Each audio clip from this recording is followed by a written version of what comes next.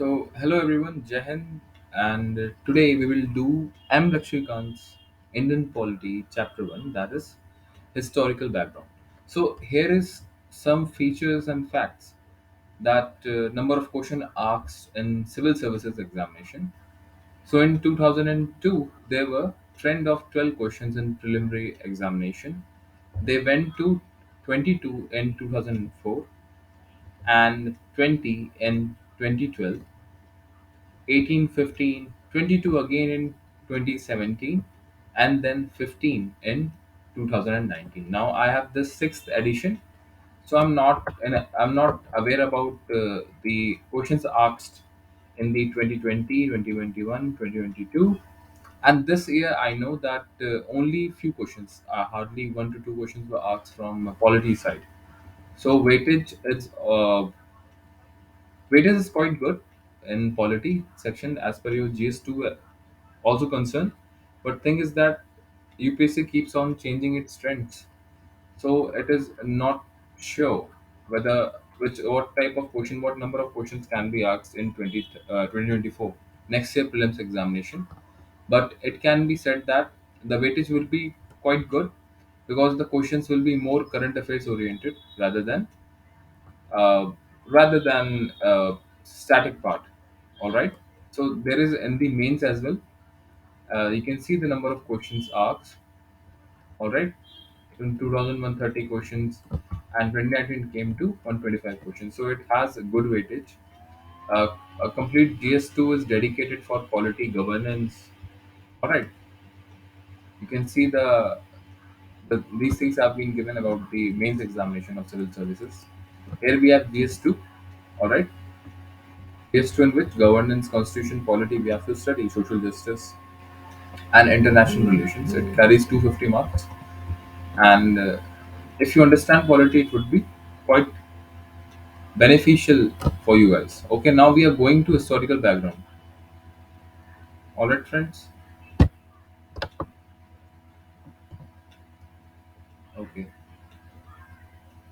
I don't know why it is taking too long. Oh, really? Okay. I was thinking first I'll do M. Lakshmikant's historical background. Then I will, in the next chapter or in the next video, I will do historical backgrounds questions. Uh, I'm Laxmikant's only. Objective Indian polity questions have been given, which might be asked in various UPSC examinations, which would be helpful in preparing for such examination. Now, coming on to the historical background.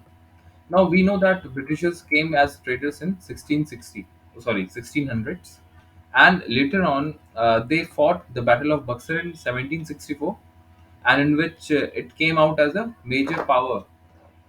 All right, major power restoration for the Britishers in India. And in the 1765, they had Diwani rights by the Treaty of Allahabad, and they got Diwani rights of Bengal, Bihar, and Odisha. All right, and they from 1773 onwards, the crown gave completely commercial and administrative power to the East Indian Company. So this is how East Indian Company established its rule in India from 1773 to 1857. And after the revolt of 1857, the East Indian Company lost its control, while it came out as a commercial body rather than an administrative body. Thereafter, the Crown took part, and the Crown looked after India from 1858 till 1947, till the independence. All right. So we will be doing about this only. So I've discussed about it. Now the East Indian Company got the exclusive rights from Queen Elizabeth First as a Charter Act, that it has the power to do trading with India. See, they are taking trading rights for India from the Queen, while she was not the Queen of India whatsoever. And they got the Diwani right after the Treaty of Allahabad of Bengal, Bihar, and Orissa. They will collect the revenues and they will do civil justice. All right. Later on, So it is an overview given which I've already told. Now, with independence, we have talked that on January 26th we got the our new constitution ready. So the whole historical background being divided into two parts: the company rule from 1773 to the crown to 1858 to crown rule in 1858. All right. So let's move forward with the company rule. Now here it is the Regulating Act of 1773. All right. These are the regulations in the company rule. There were all regulations. Later on in the crown rule, they were all acts. Indian Council Acts were different types of acts were given. While in company rules, only regulations and charters were passed. All right. So it was a matter of great significance. During Regulating Act of 1773, Lord North, all right, remember the name. Lord North was the Prime Minister of England, and it was the first step taken by the British government, all right, to take control and regulate the affairs of the East Indian Company in the India. Plus, India was recognized first time that its political and administrative function was under the Britishers, under the East Indian Company, but it has been ruled by the Crown itself. Now, and this led to the foundation of the central administration in India. So we can see in the whole company rule, the central administration has been taking place, but with the end of this company rule, the central administration will be going out. All right, it would be ending. The central administration will be ending, and by 1861, the complete central administration will be gone, and we can see that from central administration they are going to, as local representations were also adding up. We'll talk about it later, but I have told that till 1861 the central administration, that means one person or one type of government is ruling the complete country. It will not be taking place. After that, British will be taking help of Indians only to rule the country. All right. Now, so I hope we have understood the significance of this act. Now, let's talk about the features. What are the features? As we can see, the Governor General of Bengal became the Governor General of Governor of Bengal became the Governor General of Bengal. Means his rank was dignified more. He was for earlier governor. Now he became the Governor General of Bengal, and he will be assisted by the and he will be Bombay and Madras will be under his provinces. All right, presidencies were there, and the governors were uh, subsidiaries. All right, these governors of Bombay and Madras will be their assistants of the Governor General of Bengal. And first such Governor General was Lord Warren Hastings. All right. Now, there was this establishment of Supreme Court of Calcutta in 1774. All right, consisting of four judges, that is one Chief Justice and three other judges. Who was the Chief Justice? Lord Empley was the Chief Justice of at that time. Another, the servants will not do any private takes or accept the bribes, and it strengthened the control of Britishers over the company as they required the court of directors. Now they founded that there would be a court of directors, that is the governing body of the company, to report on its revenue, civil and military affairs in India. Hence, initially, from the Regulating Act of 1773, Court of Directors were formed as a governing body of the company, which will look after the revenue, civil, and the military affairs of India. All right. Now, this Amendment Act of 1781 later on it came after 8 years, and this was also known as Act of Settlement as well as the Judicial Act of 1781. Lots of three names are there. All right, here I have told. Now they brought some changes in this act to rectify the earlier act. Hence, it is known as the Amendment Act and Act of Settlement. Some told us it is Judicial Act, since almost everything was completely judicially. Now, the Governor General and Council from the judiciary of the Supreme Court and acts will be done by them in their official capacity. All right. Means all types of Britishers will be exempted from such the Supreme Court. All right, in the India, and the revenue matters, the collection of taxes, it won't be done till the to the Supreme Court.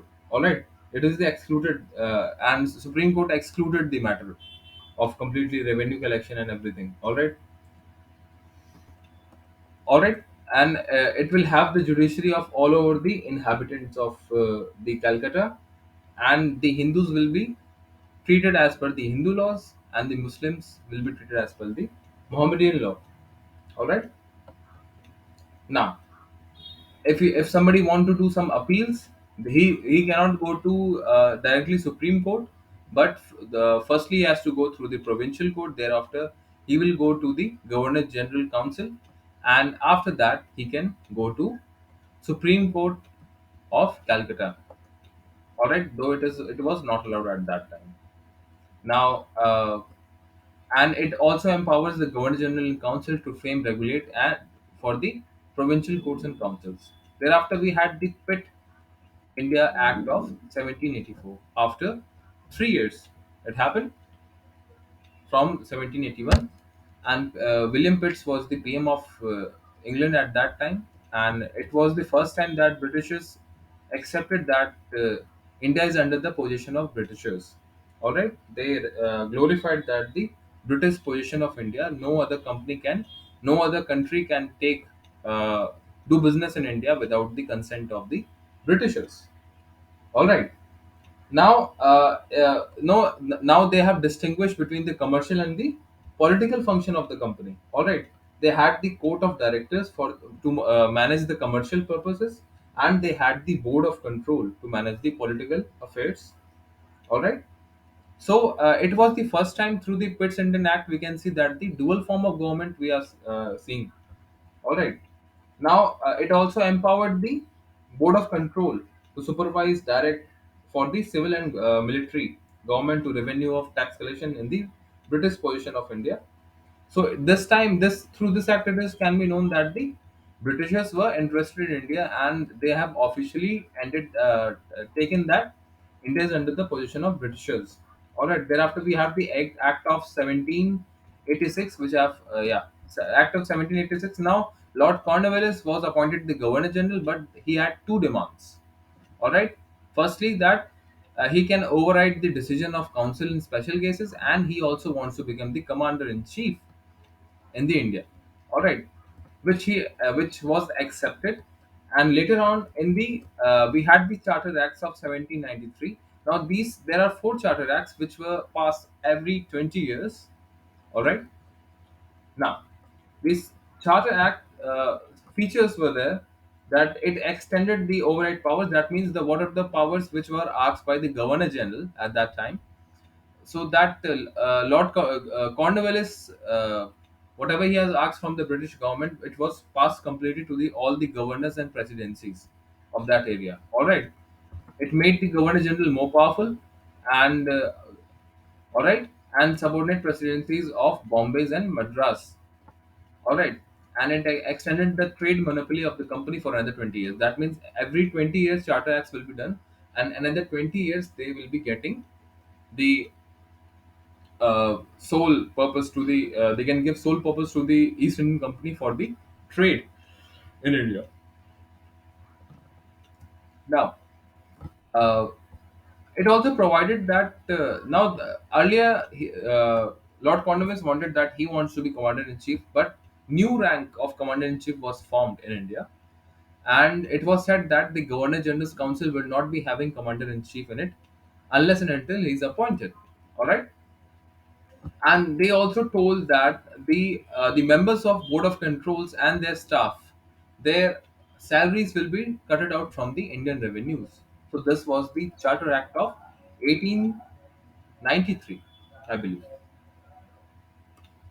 18 sorry 1793. All right, now the second Charter Act is again not much important. The last two Charter Acts are quite important. Now, Charter Act of 1813, what it told, now they abolish the trade monopoly for the company in India. That means the East Indian Company is not having monopoly, since at that time there were industrial revolution going on. All right.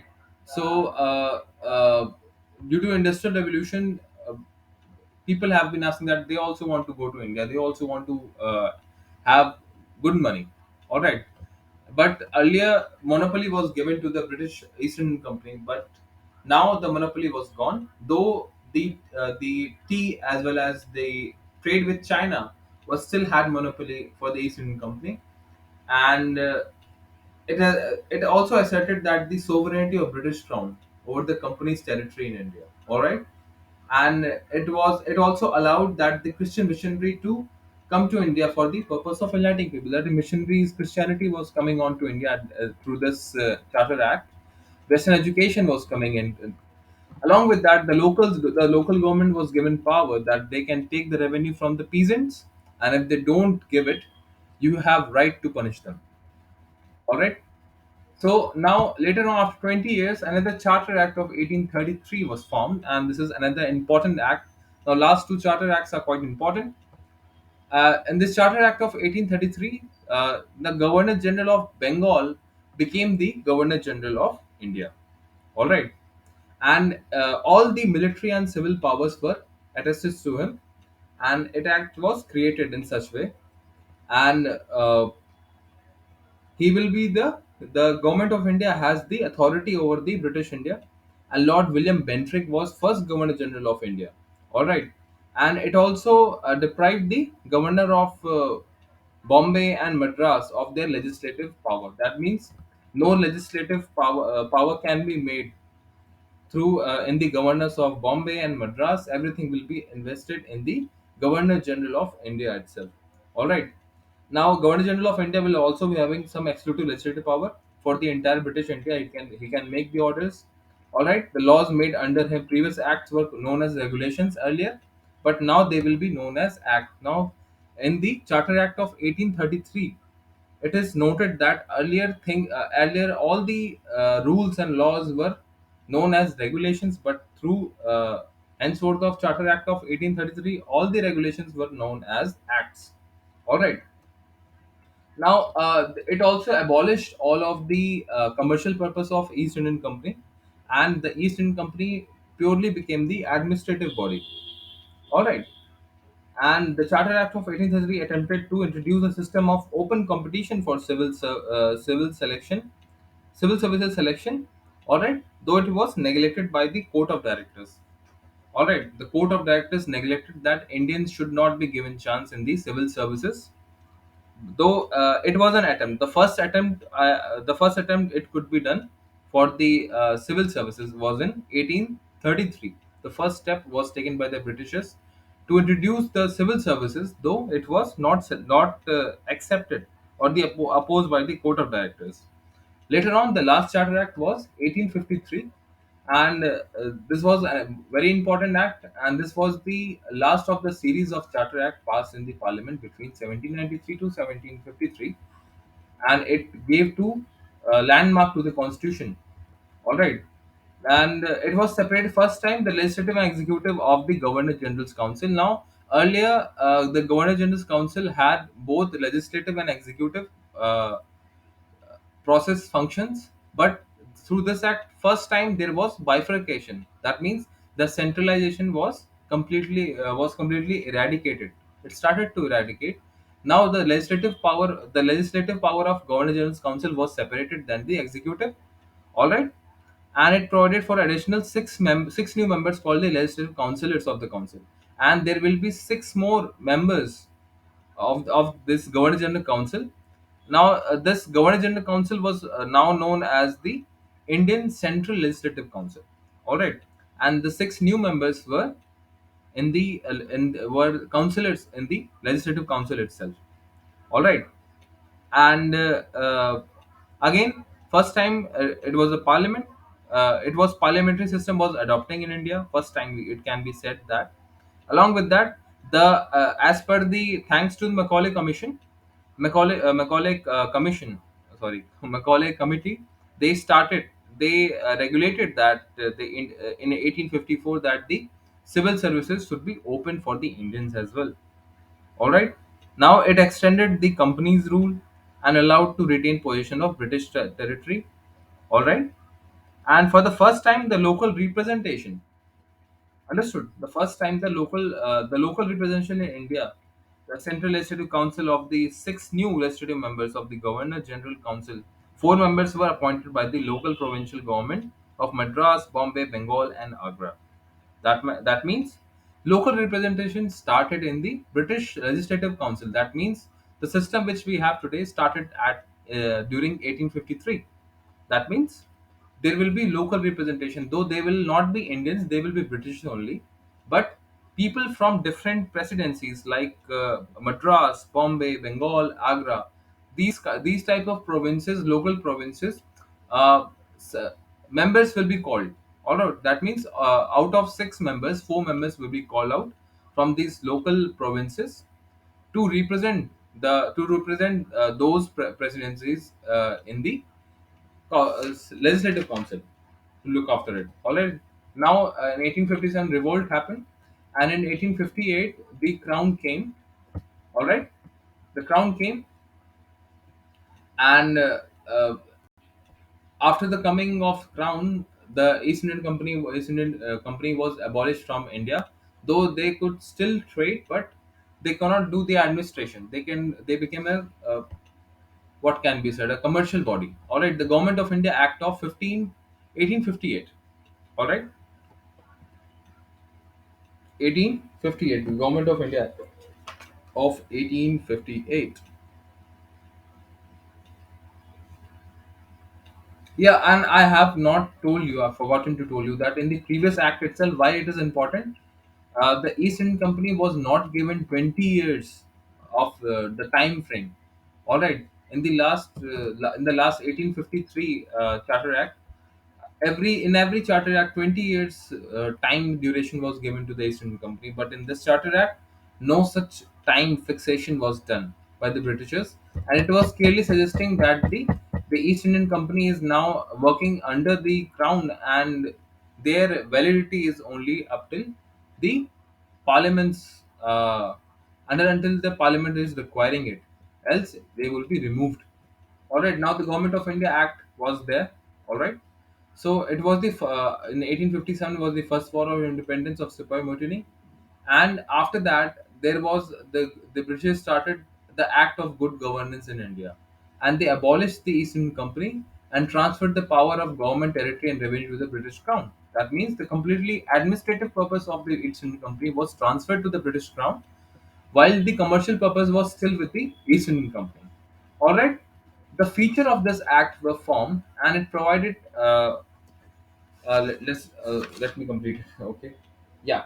Now this act was the act of good governance. We all know that. All right, and it provided India is governed by Her Majesty, and the Governor General of India was uh, became the Viceroy of India. All right, he was the direct representation of the crown, and Lord Canning was first such Viceroy of India.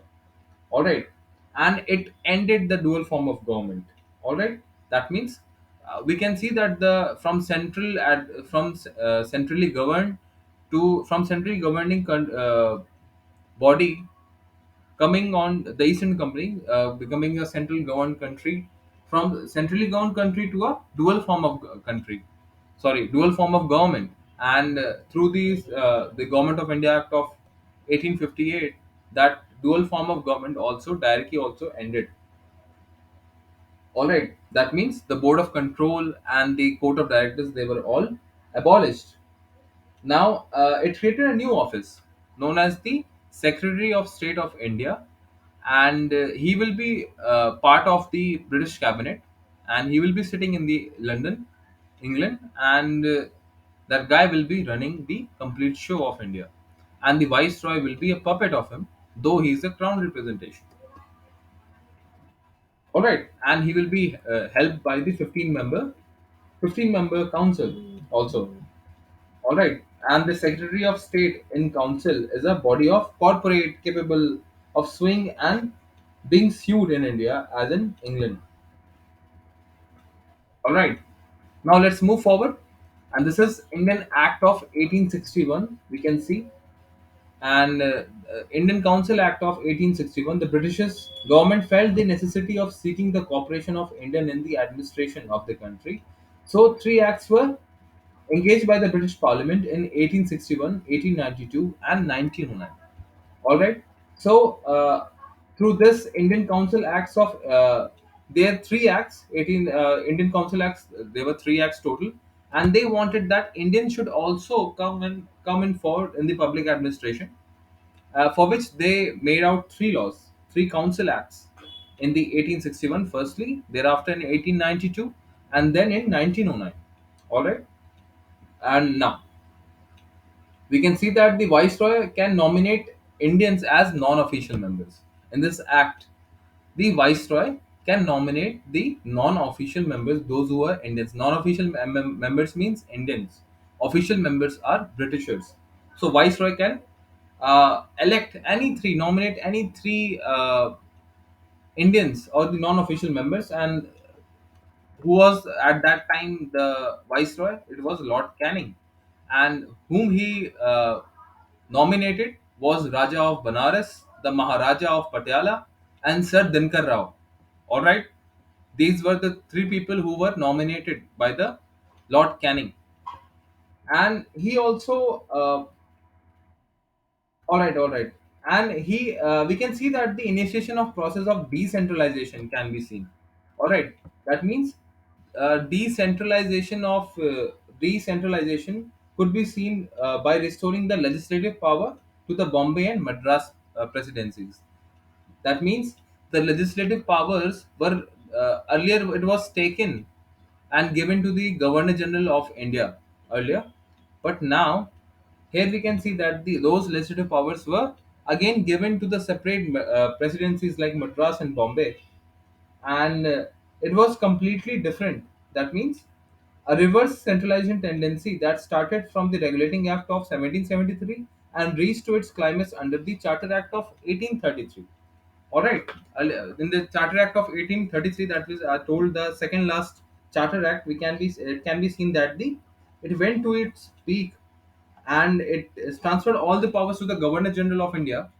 Though here we can see in this Indian Council Act of 1861 that the decentralization is taking place. Now the same legislative power has been transferred back to the presidencies like Bombay and Madras, and there was establishment of new legislative council for the Bengal, Northwest Province, and Punjab. All right, and these were established in 1862, 1886, and 1897 respectively. All right, that means new legislative councils were formed for the Bengal, Northwest provinces. Northwest province means Afghanistan, that area, and Pakistan, along with Jammu and Kashmir. These type of regions were new legislative bodies were formed. Along with that, Punjab, and these were established in these further countries respectively for further years. All right, and it also empowered the viceroy to make rules and orders for more convenient transaction of business and council. All right, it gave him power, and he recognized the portfolio system. Portfolio system means today we have home ministry, we have foreign ministry, we had the Ministry of Agriculture, Science and Technology, Environment. All right, so these all are the different ministries. Hence similar things started during the Lord Canning time, and he termed it as portfolio system, and he bifurcated the complete work into different departments. All right, and along with that, it also empowers the viceroy to issue the ordinance. All right, ordinance means any special laws which can be made, and it doesn't require the parliament. So such life of such during the time of emergency, not like that. These ordinance can be made during time of emergency, and the life of such ordinance is 6 months. All right. Now, we have the Indian Council Act of 1892. As I've told, by this way, now the Britishers want that the Indians should come in the public administration in dealing with the country of the Indians. All right. Now, we had now we will talk about the Indian Council Act of 1892. Now it increases the number of additional non-official members, that means the Indians, in the central and provincial legislative council. As we all know that the central was the Viceroy's Council, that is known as Indian Central Legislative Council, and the Legislative Council was started for the Bengal, Madras, Bombay, all right, as well as the Punjab, Northwest provinces. So both the number of non-official members, that means the Indians, it increased at the central and the provincial level, but still the majority was of the Britishers only. Thereafter, increased the function of the legislative council and gave them the power of discussing the budget. That means they can discuss the budget, they can function as a council, but they can also address the question to the executive.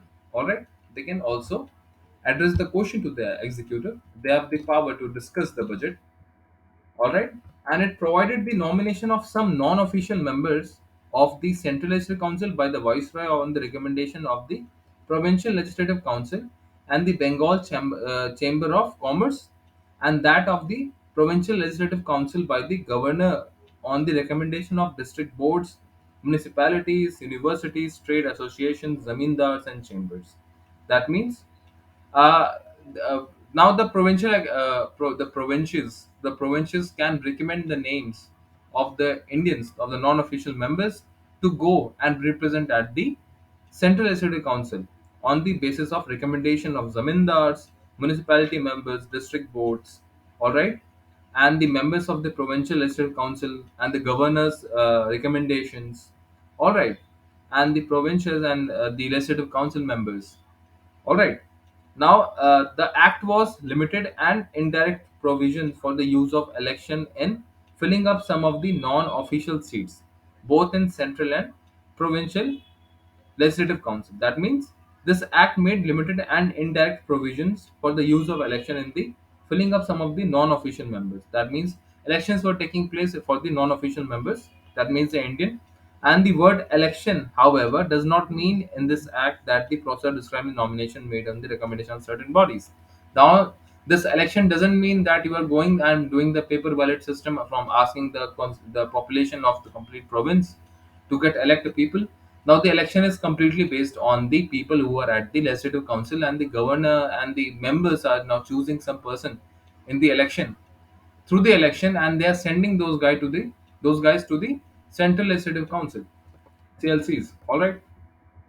Now we have the Indian Council Act of 1909. This is the last act. The Indian Council Act of the 1909 is the last act of Indian Council Act series. There were three. Firstly was in the 1861. Then we had in 1892. Now we have in 1909, and the through this all three acts, now British wanted that the Indian should come in the public administration. All right. Now the Indian Council Act, it is also known as Morley Minto Reform. All right. Now Lord Morley was then the Secretary of State for India, and Lord Minto was the Viceroy. Orley, sorry, Orley. All right, all right. Lord Morley was the Secretary of State of India, and Lord Minto was the Viceroy of India. So they together made this act known as Morley Minto Reform. All right, and this is also known as the Indian Act of 1909. Coming on to it. So, friends, let's talk about the features. The number of members in the Central Legislative Council was raised from 16 to 60. That means uh, 16 earlier we had 16 members in the Central Legislative Council, that is at the central level. Now the numbers increased from 16 to 90. All right, and the numbers of members of the provincial legislative council was not uniform, and even at the provincial legislative council the number was not uniform. It retained the official majority in the central legislative council, but allowed the provincial legislative council to have non-official majority. That means they will be retaining official majority in the central legislative council. That means the Britishers will be having majority in the central legislative council, but it allowed that in the provincial legislative council to have non-official member majority. That means in the provincial councils, the non-official members can have the majority, but at the Central Legislative Council, the majority will always be for the Britishers. All right, and they make a deliberate function of the Legislative Council at both the levels. And examples can be the members who are allowed to ask supplementary questions. Earlier, they can ask only one question to the executive, or they can talk on the budget, but they couldn't cross question them. All right, but now they can ask a supplementary question and move resolution towards budgets and so on. All right, and it provided for first time for the association of Indians with the executive council of the viceroy. Now the viceroy, earlier it can be seen that the non-official members of the Indians are taking part in the legislative steps, but now the people were adding more people were adding in the executive level as well. All right, and the Satyendra Prasad Sinha was the first Indian to join the Viceroy Executive Council, and he was appointed as a law member. So he was the first law member, first Indian law member, Satyendra Prasad Sinha, who became who was the part of the Executive Council of the Viceroy. Thereafter, the Lord Morley Minto, they together brought a reform that means it is a communal representation of our Muslim by accepting the concept of separate electorate system. All right, so they bought a separate electorate system for the communities, that means for particularly Muslims, which were later extended to further communities as well. All right, the communal representation for Muslim by accepting the concept of separate electorate. Under this, Muslim members were to be elected only by the Muslim voters. That means uh, a Muslim voters can elect a Muslim members, but the Indian members of that area couldn't vote to him. All right, only the Muslims can elect him. That is, the communal representation was also taking place, as we can see. Along with that, the Lord Minto came to be known as the father of communal electorate. And who was Minto? Minto was the Viceroy of India, and he became the father of communal electorate. Now, there was separate representation of presidencies, corporations, chamber of commerce, universities, zamindars. So they also had the separate presidency's representation at that level. All right. Thereafter, the Indian Council Acts, the three acts completed till 1909, and we can see the Government of India Act of 1919. All right, and it was on the August 20, 1917. The Government of India Act of 1919 was thus enacted, which came into force in 1921. Forgive me. Now, on August 20, 1917, the British government declared that first time that its objective was gradually introduced to the responsible government in India, and the Government of India Act of 1919 was thus enacted, which came into force in 1921. All right, and this act is known as the Montagu-Chelmsford Reform. Now, Montagu was the Secretary of State of India, and Lord Chelmsford was the Viceroy of India. Now, earlier we can see that in 1909, it was known as Lord Minto, Morley Minto Reform, and they bought the communal electorate representation. And here we had the Montagu Chelmsford Reform. Montagu was the Secretary of State, and Chelmsford was the Viceroy of India. All right, and this feature the relax the central control over the provinces by the demarcating and separating the central and provincial subjects. That means they have separated the central as well as the provincial subject. Means some subjects will be given to the central, some subject will be transferred to the provinces, and the central and provincial legislature was authorized to make laws on their respective list of subjects. Now, the provincials, that means the central can make the laws of which the subjects they have, and so does the legislative council. However, the structure of government continued to be centralized and unitary. Though the structure, the form of government was always centralized, always in the unity, but that centralization, it came to a certain end through the, if I compare it to the company rule, than to the crown rule. All right, and now further divided at the provincial subjects into the two parts: the transfer and the reserve subjects. All right, the provincial subjects, now the central subjects are different; they are with the central only, But when it comes to the provincial subjects, that means the state subjects, there are two types of subjects: the transfer subject and the reserve subject. Now, the transfer subjects were to be administered by the governor. All right, that means they had this. The transfer subjects. The transfer subjects were to be administered by the governor with the aid of ministers responsible to the legislative council, and the reserve subjects, on the other hand, were administered by the governor and his executive council without being responsible to the legislative council. Now, it can be seen that the transfer subjects were between the governor and the legislative council, while the reserve subject was within the governor of that province, but it would be under the representation of the governor as well as the executive member council. So we can see that there is a bifurcation within the legislature and the executive part, and the subjects which was given to the provinces were divided into transfer and the reserve subject. The transfer subject will be within the governor and the legislative council, means transfer will be given taken care by the legislation, while the reserve subjects will be taken part by the governor as well as the executive part of the council. And this dual scheme of government known as the diarchy. That means the dual scheme of government is known as the diarchy. All right, and the term derived from the Greek word diarchy, which means double rule. However, this experiment was largely unsuccessful.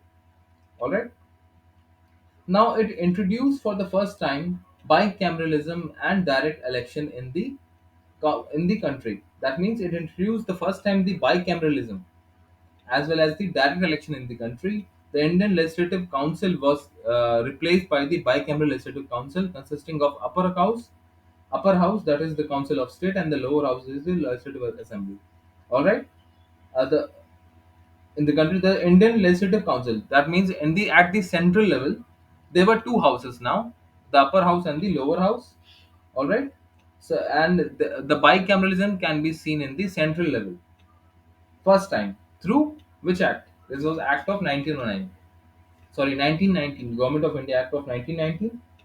And they had the upper house at the Council of State, and the lower house also the Legislative Assembly. And the majority of members of both our houses were chosen by the direct election. That means both of the members of both the houses were chosen by the direct elections.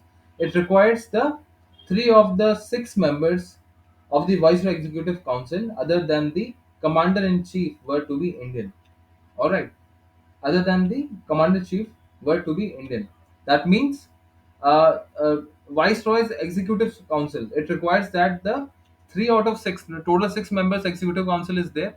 Out of those six council, three members should be Indian, and the commander in chief cannot be an Indian. All right, and it extended the principle of communal representation by providing separate electorate for Sikh, Indians, Christians, Anglo Indians, and Europeans. That means it has given the principle of communalization. That means the communal representation was given not just to Muslims but also to the Sikhs, but also to the Indian Christians, the Anglo Indians, as well as the Europeans who are staying in the India.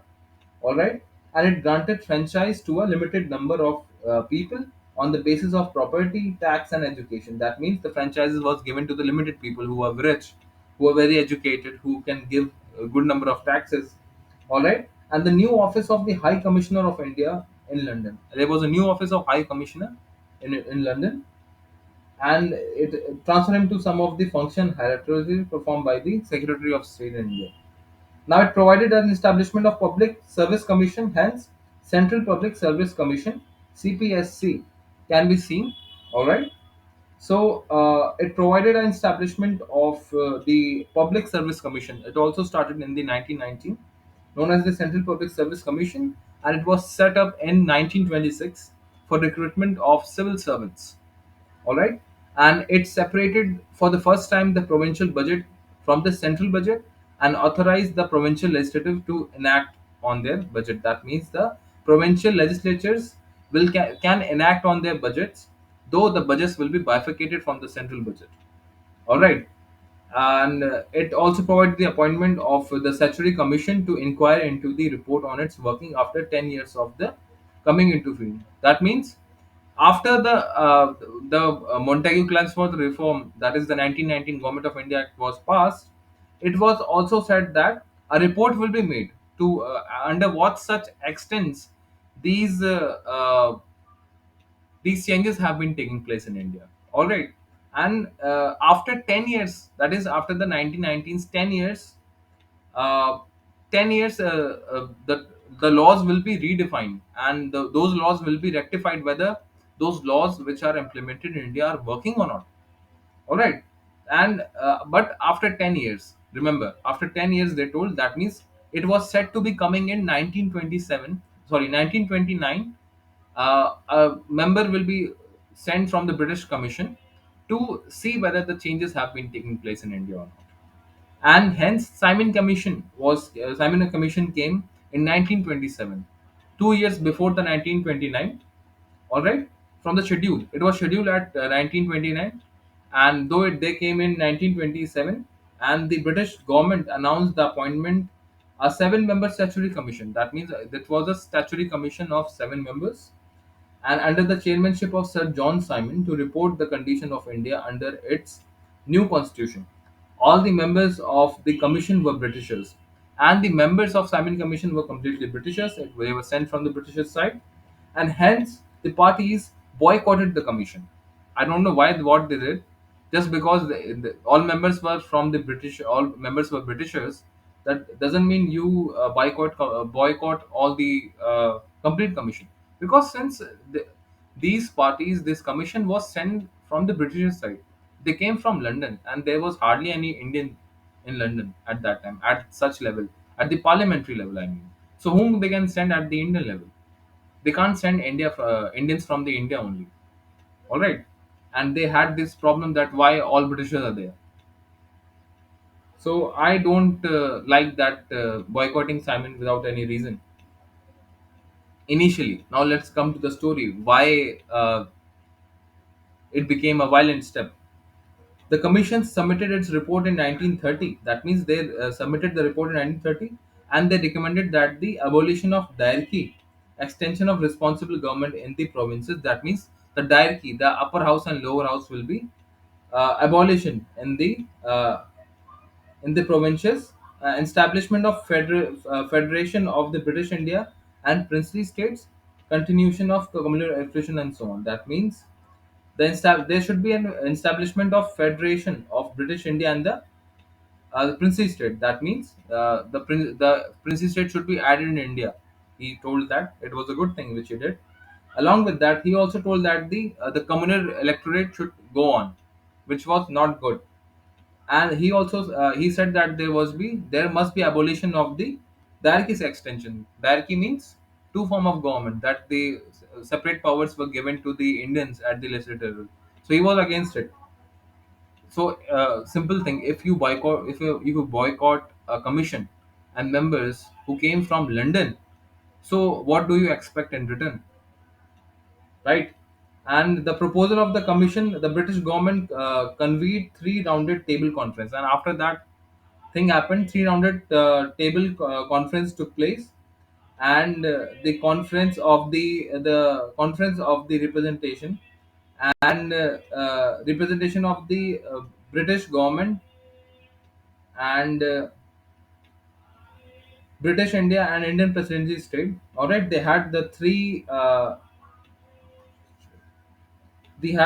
round table conferences of the representatives of the British government, the British India, and the independent state. Means they had the conferences, and on the basis of these discussion, a white paper on the constitution reform. All right, yeah. Based on that the white paper on the constitution reform was prepared and submitted for the consideration to joint selection committee of the British Parliament. That means Indians wanted that the statutory commission should not be completely made on the Britishers only. There must be a combination, a joint effort of both Indian as well as the British people, so that which can reform and which can look after the constitution of India. All right, and the recommendation of these committees were incorporated with certain changes in the next Government of India Act in 1935. And with some further changes, these laws were accepted but not fully. And these things can be seen in the Government of India Act of 1935, which was really a longer act at that time. All right.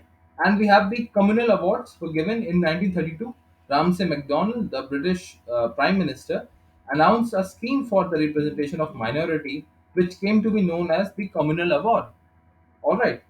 The award not only continued to separate electorate for the Muslim, Sikh, Indian Christian, Anglo Indians, and Europeans, but also extended to the depressed class, that means the scheduled castes. And Gandhiji was distressed over the extension of the principle of communal representation to the depressed classes and undertook fast unto the death in Jerawada jail, that is in Pune, to get the award modified. At last, there was an agreement between the leaders of Congress and the depressed classes that the agreement known as the Pune Pact retained the Hindu joint electorate and gave separate seat to the joint to depressed classes. All right. That means the Ramsay McDonald wanted that there should be a representation at the community for the scheduled caste as well. But Gandhiji was always against the scheduled caste. You can always tell it. Even when Godse was not Godse, Gandhiji didn't wanted that the Hindus should unite. That means Brahman, Rajput, Yadav, Sikh, not Sikh, the caste. All right, everyone should stay together. He doesn't wanted a Hindu representation. He wanted a separate classes in the complete Hindu hierarchy. Sorry. All right. So, but he somehow got it that the Indians should stay together and they should not do communal representation. All right. And lastly, the Government of India Act of 1935, it was a real milestone, and certain advices were accepted by the British, by the Indian, from the Indian people during the three round conferences, along with the white sheet paper conferences of the constitution reform of the joint effort of the British and the Indian people. And it was really long act, and it was a very good act actually. In 1935, certain good acts were taken, and these acts were taken to our the Indian constitution also at that time. Now the act marked a milestone towards the completing responsible government in India. It was a lengthy and detailed document and had 321 section and 10 schedules. All right, remember it that it has the 321 sections and 10 schedules. And what are the features of this act? Now, it provided for the establishment of All India Federation, considering for the province and the princely state as units. Now, complete federations will be known as the units. The Act divided the powers between the central and units in terms of three lists: the federal list, provincial list, and the concurrent list. That means now they wanted that what the changes the British did. Now they acted divided the powers between the central and units. That means the power will be divided between these among the central and the units, and the power will be what will be a unit? Unit will be the complete form of the country. It will also have the British crown.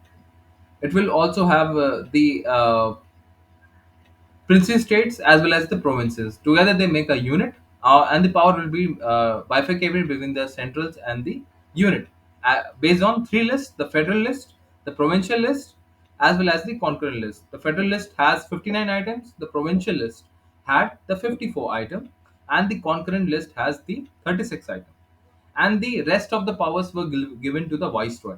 However, the federation never came into being as princely states did not join it. All right, since the princely state never joined it, so these things never came into existence. Federation, that means the federation never came into existence. And there was the abolition of diarchy in the provincial and introduced the provincial autonomy in its place. That means the diarchy, the upper class and the lower house, no, not the upper class and lower house.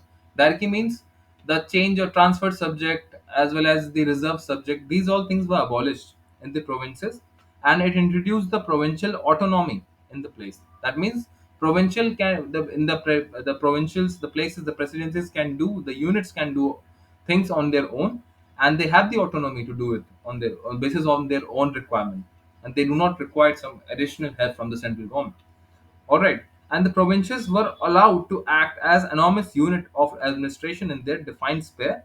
Moreover, the act introduced responsible government in provinces, and that is, the governor was required to act with the advice of minister responsible to the provincial legislative, and this came into effect in 1937 and was discontinued in 1939. That means the government was required to act on the advice of the minister responsible to the provincial legislature. That means now the governor has to take advices, can only work on the advices of the minister. And this came into power in 1937 itself, after the 1935 Act, and but it discontinued after 2 years itself in 1939. All right, because no governor wanted to take advices and work on the advices of the ministers. He takes things on your own hand, right? And it provided that the adoption of diarchy at the central level. That means there must be some diarchy. There must be diarchy at the central level. That means the abolition of diarchy at the state level or the provincial level, but addition of diarchy at the central level. They wanted it, and consequently, the federal subjects were divided into reserve subjects and transfer subjects.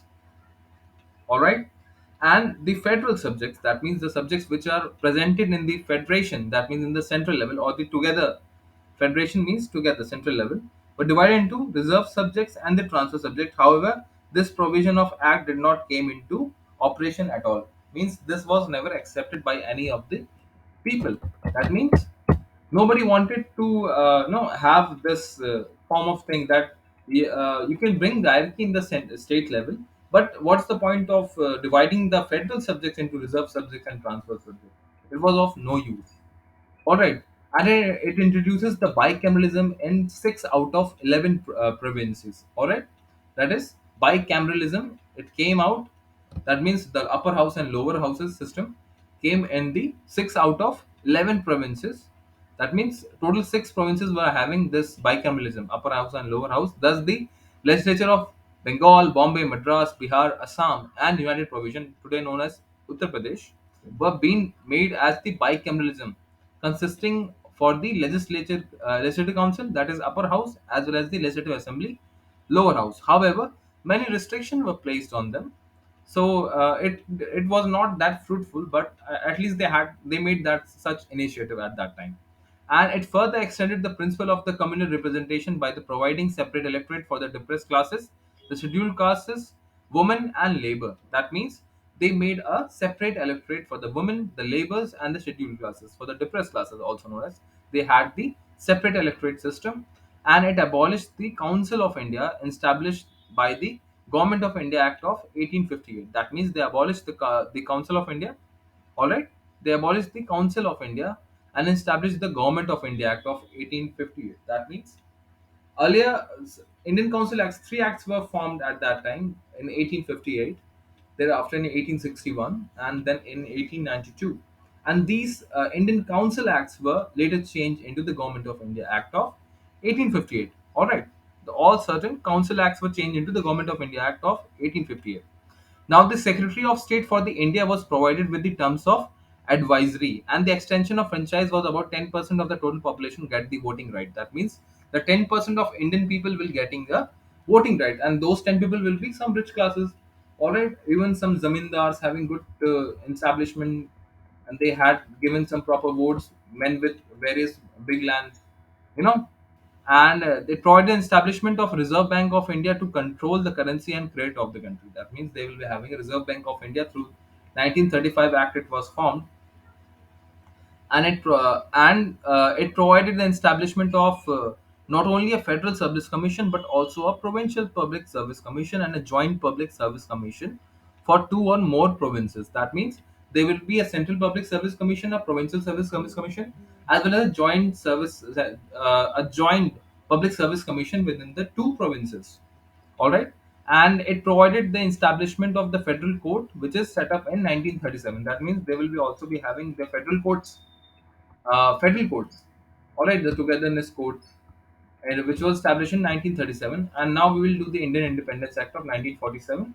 On February 20, 1947, the British Prime Minister Clement Attlee declared that the British rule in India would end by June 30, 1948. That means the British rule would be ending in the end of June 30, 1948. It was said by the British Prime Minister Clement Attlee on the February 20, 1947. All right, followed by the agitation by the Muslim League demanding partition of the country. Now the Muslim League wanted the partition of country. They wanted that the Muslims have a separate state and they will rule the country based on their Islamic laws, the Sharia laws.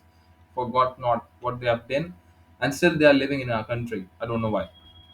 They must have gone with the Muslim League because they like their Islam very much. And aging on June 3rd, 1947, the British government made it clear that any constitution framed by the Constitutional Assembly of India, formed in 1946, cannot apply to those parts of the country which are unwilling to accept it. On the same day, June 3rd, 1947, Lord Mountbatten, the Viceroy of India, put forth the partition plan known as the Mountbatten Plan. That means Mountbatten did the partition of India based on the continuous pleasing of the Muslim League. All right. And the British government made it clear that any constitution framed by the Constitutional Assembly of India, framed in 1946, that means any part of it doesn't want it, they won't have it. All right. And the plan was accepted by the Congress and the Muslim League, and immediate effect was given to the plan by enacting the Indian Independence Act of 1947. That means they made a Indian Independence Act of 1947. All right. And what are the feature of this act? It ended the British rule in India and declared India as an independent sovereign state from August 15, 1947, and they provide for the partition of India and creation of two independent dominion of India and Pakistan with right to state from British Commonwealth. That means two independent dominions, India and Pakistan, with the right to sedate the British Commonwealth. The abolition of office of Viceroy and provided they abolished the office of Viceroy and provided the dominion Governor General, who was to be appointed by the British King on the advice of Dominion Cabinet, and His Majesty governments in Britain will have no responsibility with respect to government of India or Pakistan. That means the appointment will be done by the British King only, and the abolition of the office of the Viceroy and the provided for the each dominion a Governor General will be formed, and it empowered the Constituent Assembly for two or more to frame, the adopt, or any constitution for their respective nation to repeal any act of British Parliament, including the Independence Act itself. All right. It empowers the Central Assembly, Constituent Assembly, for both Dominion or to legislate for the respective territory till the next constitution were framed and enforced. No act of the British Parliament passed after Act of 1947 was to be extended. All right, was to be extended, and the respective territories till new constitution were framed. Abolition of office of Secretary of State. All right, and it granted freedom to the Indian princely states to either join the Dominion of India or the Dominion of Pakistan or to remain independent.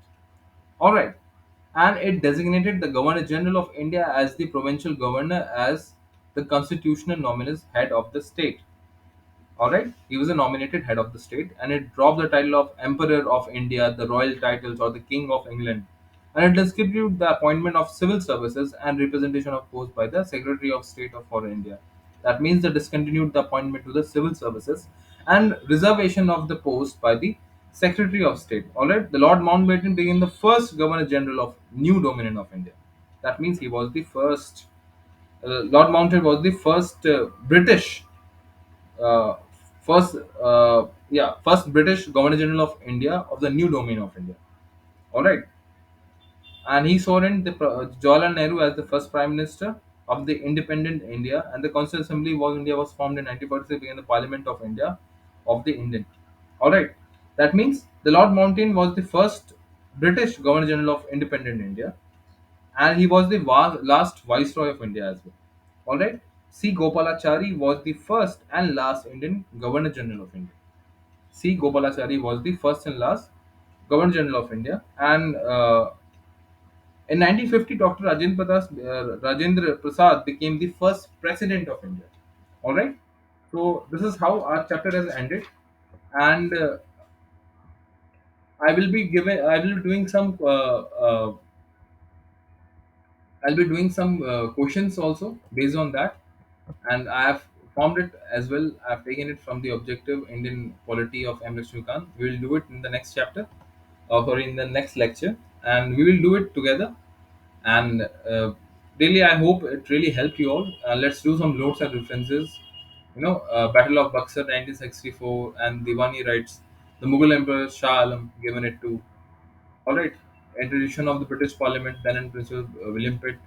After civil services topics have been given, VN Chukla, the Constitution of India. Certain things have been given. So thank you everyone for listening, and Jai Hind, and I hope it really helped you. Thank you.